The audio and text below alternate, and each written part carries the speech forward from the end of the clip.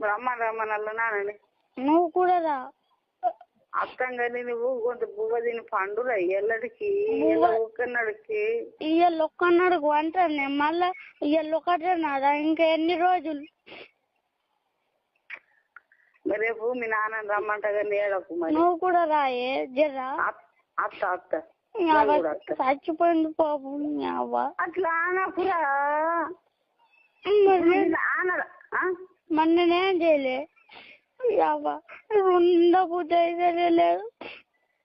తెల్లని దాకా ఉంటావా లేదా రేపటిదాకా? ఉంటా.